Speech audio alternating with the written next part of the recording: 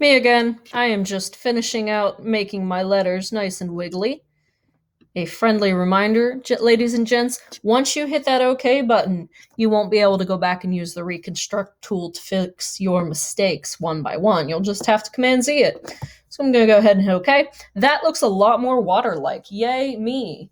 And if I wanted to go in and say fix that pointy bit, a quick reminder, do not hit this. This will apply what you already did the last time you liquefied. Let me show you what that does. Absolutely nothing. Or it goes even harder. We don't want that. Command Z. So I want to make sure I go down to the next liquefy.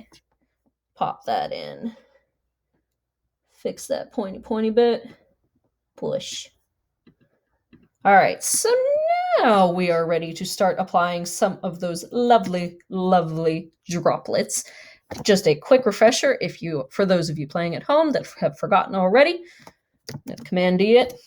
I have turned off my red channel. Your channel will be on there. Really depends on what image you've chosen and if it's completely suited to what element you're doing. I don't like those red bits. It's a fantastic picture, not what I'm looking for.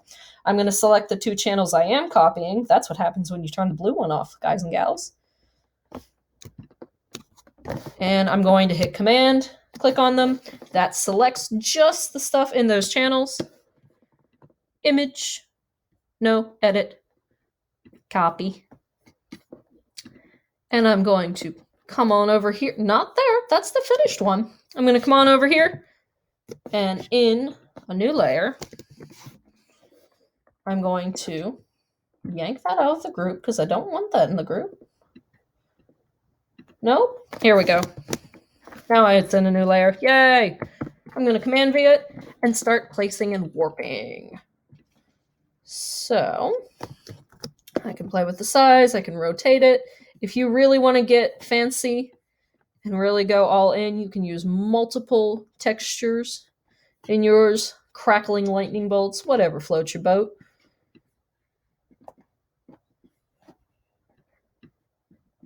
That's looking kind of nice. Now you'll notice I have this really hard line, so I'm going to create a layer mask, as I mentioned.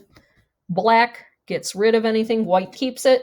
I want to make sure I've selected this, not this, because if I do that and go to painty over top, it creates an actual black line, and I don't want that. I just want to hide that really hard edge of my water. And I can do this where it starts to get a little less clear, or where it wouldn't make sense.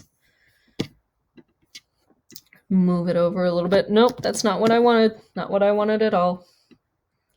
There we go.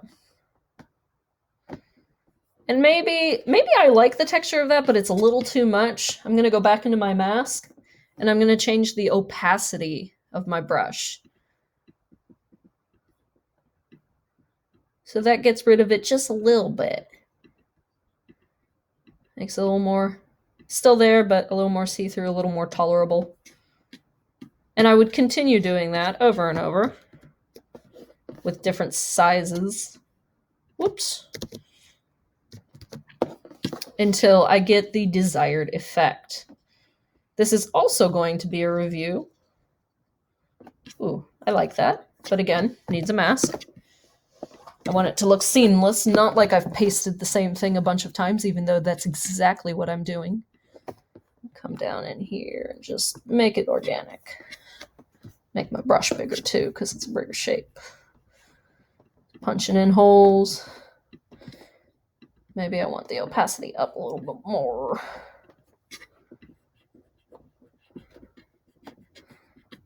Oh, I like this. It looks like I dropped my name into the subarctic waters.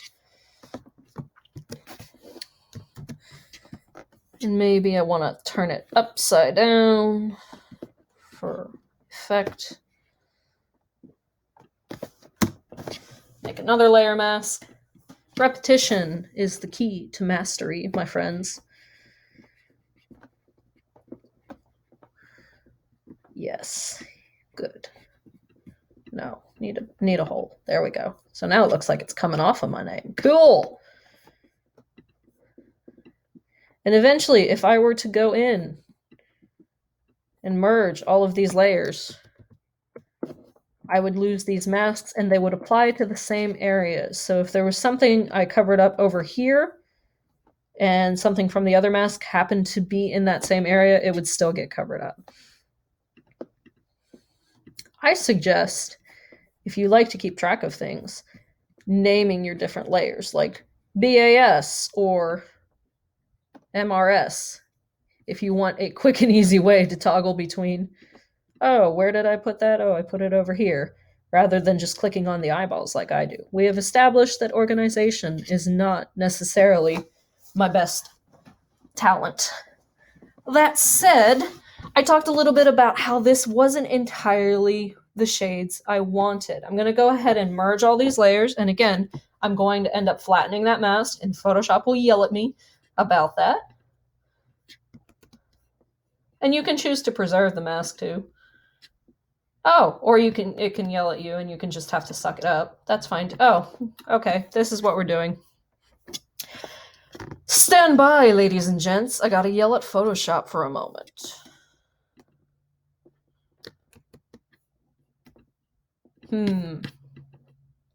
Let's save what we have. I should have been saving long ago anyway.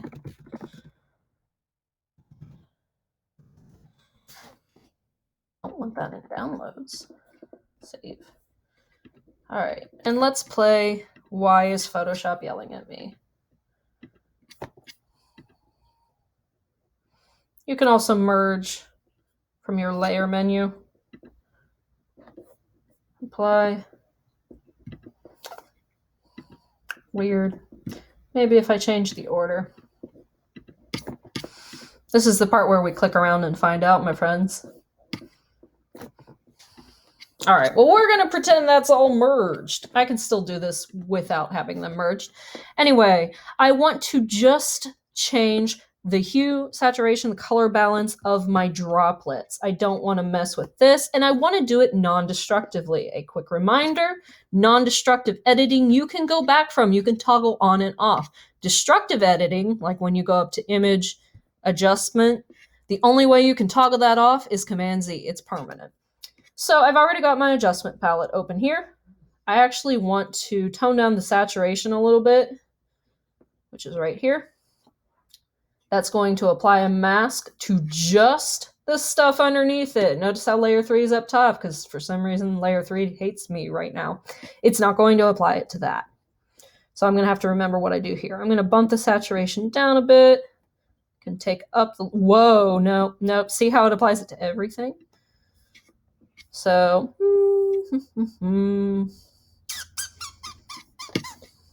just trying to think what else I want to do. Brightness... That's just doing it to the name. Or no, it's doing it to everything. Still not what I want. Levels, maybe? Nope. Alright, so since I don't want any of these changes, when you delete a mask layer like that, you have to delete it twice, BT dubs. I'm going to actually lock these layers. I don't want them to be messed with right now. Where's my lock button at?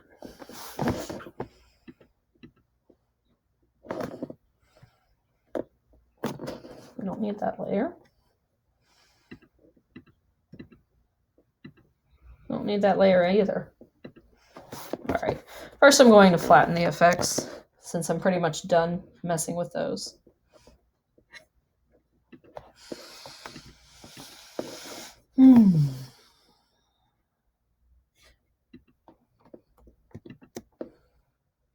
There we go. Rasterize, layer style.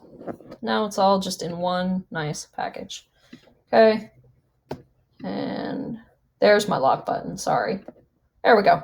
Maybe, just maybe, that will preserve that now. So back up here. Let's do a little too heavy on the cyan. So let's bump this up to blue. Away from red. It's looking like it matches a little bit better. Let's go to lightness. The contrast, maybe. That's really saturated now. Wow. Let's fix that.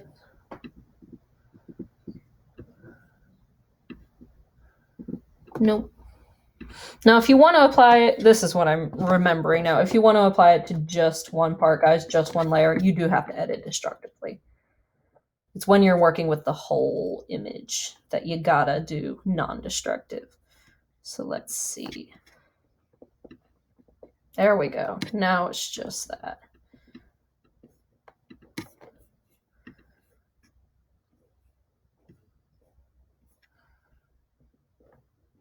Keep forgetting what I'm doing. Definitely time for a second coffee.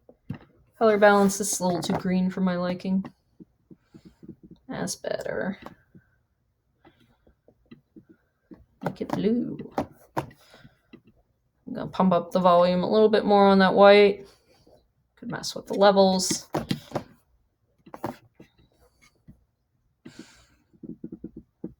Yes, good. And I would have to go back and do all of those things to that same stubborn layer that wouldn't merge for whatever reason. For the most part, here's my cool water name. Keep pushing it until I like it well enough to get it like this.